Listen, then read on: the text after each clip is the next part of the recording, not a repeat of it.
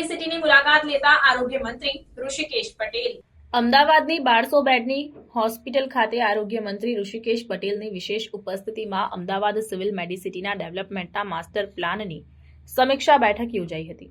વડાપ્રધાન નરેન્દ્રભાઈ મોદીએ સિવિલ મેડિસિટીના ડેવલપમેન્ટના જોયેલા સ્વપ્નનું નિર્માણ કાર્ય હવે પૂર્ણતાના આરે છે।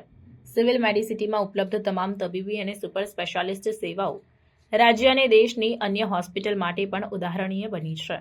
સિવિલ મેડિસિટીમાં ઉપલબ્ધ વિવિધ સુપર સ્પેશિયાલિસ્ટ સેવાઓના પરિણામે ગુજરાતના મેડિકલ ટુરિઝમમાં વધારો થઈ રહ્યો છે, તેમ મંત્રી ઋષિકેશ પટેલે કહ્યું હતું। મેડિસિટીમાં પ્રવેશતા, બહાર જતા અને અંદર વિવિધ હોસ્પિટલ અને સેવાઓ માટે આવતા દર્દીઓ, તેમના સગાઓ માટે કેમ્પસ, સિમલેસ મોબિલિટી, સાઇનેજના આધારે માહિતી મળે તેવી વ્યવસ્થાનું આયોજન છે।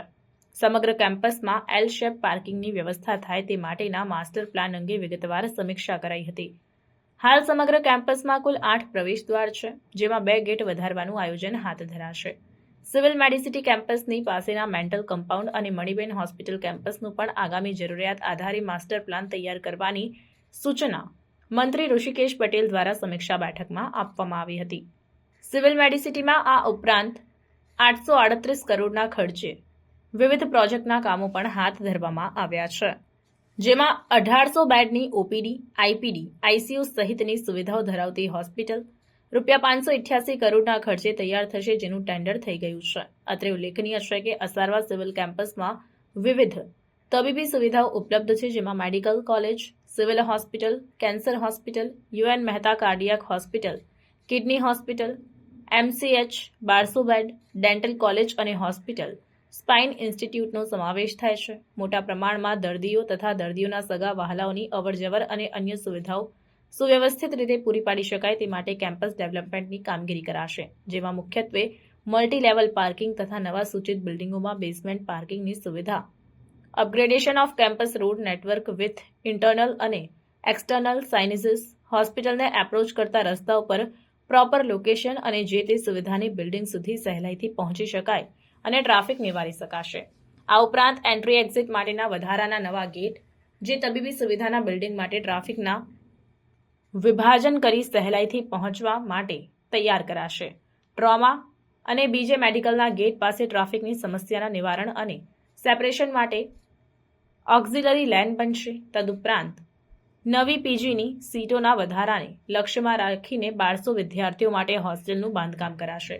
કેન્સર હોસ્પિટલમાં નિર્માણાધીન વિવિધ પ્રોજેક્ટના નવી બિલ્ડિંગના આયોજન અંગે અને યુએન મહેતા હોસ્પિટલના વિવિધ પ્રોજેક્ટ્સની સમીક્ષા કરાઈ હતી।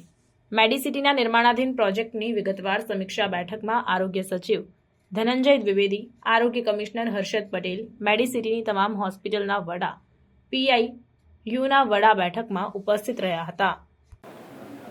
અસારવા સિવિલ હોસ્પિટલ કેમ્પસ ખાતે અમારા પીએસ ધનંજયભાઈ, કમિશનર હર્ષદભાઈ અને આ સંસ્થાના તમામ વિભાગના વડા અને વહીવટી વડાઓ સાથે આજની બેઠક હતી અને મુખ્યત્વે આદરણીય નરેન્દ્રભાઈનું સ્વપ્ન હતું કે સિવિલ હોસ્પિટલનો એક માસ્ટર પ્લાન જે તે સમયે બનાવીને ગયા હતા, એનું મોટા ભાગનું કામ આપણે પૂરું થવાના આરે છે। છતાં પણ જેમ જેમ જરૂરિયાત વધતી જાય છે, હોસ્પિટલ મોટી થાય છે, પેશન્ટોનો ફ્લો પણ આઉટડોર અને ઇન્ડોર એનો પણ ફ્લો કદાચ આખા એશિયામાં સૌથી વધારે અહીંયા સિવિલ હોસ્પિટલ ખાતે અમદાવાદ ખાતે થઈ રહ્યો છે। રાજ્યનો તો ખરો, પરંતુ આજુબાજુના રાજ્યના લોકો પણ સિવિલ ઉપર એની આસ્થા અને શ્રદ્ધા વધી છે, ત્યારે એની જરૂરિયાતો દિન પ્રતિદિન વધતી જાય છે અને અત્યારે તમે જોતા હશો તેમ ટ્રાફિકની પણ સમસ્યાઓ આપણને ખૂબ મોટી જોવા મળી રહી છે। તો ભવિષ્યની અંદર આ ટ્રાફિકની સમસ્યા નિવારવા માટે સાઇનેજથી લઈ રોડ પહોળા કરવા અને સાથે મલ્ટીલેવલ પાર્કિંગ બનાવવું અને સાથે ઓછામાં ઓછું રોડ સરફેસ પાર્કિંગ રહે અને બેઝમેન્ટ પાર્કિંગ વધે અને કમસે કમ અહીંયા આગળ હોસ્પિટલની અંદર કામ કરતા તમામ કર્મચારીઓનું પાર્કિંગ સુનિશ્ચિત થાય એની પણ આપણે ચિંતા કરી।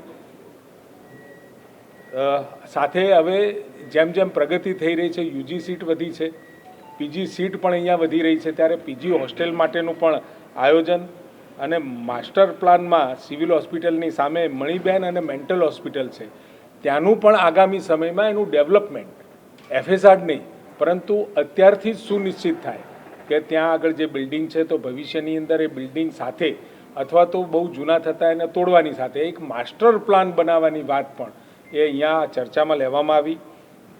યુએન મહેતામાં પણ બી અને સી બ્લોક છે, એમાં રેટ્રોફિટિંગ, ઓટી વધારાની, પેશન્ટના કોઈ સગાવાલા આવે તો ત્યાં આગળ એને બેસવાની જગ્યા વગેરે સુવિધાઓ સાથે ઓટી સહિતની સર્જિકલ અને પેશન્ટ સાથેની એ તમામ સુવિધાઓ ત્યાં ઉપલબ્ધ થાય એની પણ જે પ્લાનની અંદર છે એની પણ ચિંતા કરી. સાથે અત્યારે હાલમાં સિવિલ હોસ્પિટલ ખાતે કુલ 840 કરોડના કામ અહીંયા ચાલી રહ્યા છે, તો એની સમીક્ષા કરવામાં આવી અને સાથે 1800 બેડની હોસ્પિટલ જે હવે ટેન્ડરના સ્ટેજે છે એ ટેન્ડર અને સાથે કુલ 838 કરોડના કામ આગામી સમયમાં આવવાના છે. ત્યારે હોલિસ્ટિક એપ્રોચ સાથે જે માસ્ટર પ્લાન સાથે આદરણીય નરેન્દ્રભાઈએ કરેલું સ્વપ્ન સમય જતાં હજુ પણ એને વિશાળ બનાવવાનું કામ રાજ્યના આરોગ્ય વિભાગ અને આદરણીય ભૂપેન્દ્રભાઈના નેતૃત્વમાં થઈ રહ્યું છે. ત્યારે એક હોલિસ્ટિક એપ્રોચ સાથે સમગ્ર સિવિલ હોસ્પિટલનું એનું ચાલુ કામ, આવતા સમયના કામો અને સાથે ટ્રાફિક ઘટાડવાનું કામ, અને એમાં પણ હવે આ 10 ગેટ આપણે બહારની સાઈડથી સિવિલ કેમ્પસ ચારે બાજુ રોડવાળું કેમ્પસ છે તો ત્યાંથી પણ એ કુલ 10 ગેટ દ્વારા પોતપોતાના કેમ્પસમાં જઈ શકાય, પોતાના યુનિટમાં જઈ શકાય એ રીતની વ્યવસ્થાઓ આપણે અત્યારે વિકસાવી રહ્યા છીએ. કન્સલ્ટન્ટની સાથે પણ એની ચિંતા કરી અને આવતા સમયમાં લગભગ 2-3 વર્ષની અંદર ઓછામાં ઓછો ટ્રાફિક અહીંયા થાય એ પ્રકારના પ્લાનિંગ સાથે આરોગ્ય વિભાગ અને સાથે સિવિલ સત્તાધીશો કે જ્યાં આગળ જીસીઆરઆઈ, યુએન મહેતા, આઈકેડીઆરસી, ઓપ્થો, આંખની હોસ્પિટલ એમજે ઓપ્થો અને સાથે સ્પાઇન ઇન્સ્ટિટ્યૂટ, આ બધાની સાથે જે ચર્ચા થઈ અને એક સંમતિ, એક સુરે આખા ડેવલપમેન્ટનો પ્લાન અને ટ્રાફિકનો પ્લાન દરેકના સજેશન પણ લીધા. કન્સલ્ટન્ટ દ્વારા બનેલા પ્લાનની અંદર સુધારા વધારા સૂચવ્યા એ પણ લીધા. એટલે આવતા સમયમાં ખૂબ ઝડપથી આપણે આ કામ ચાલુ કરી રહ્યા છીએ.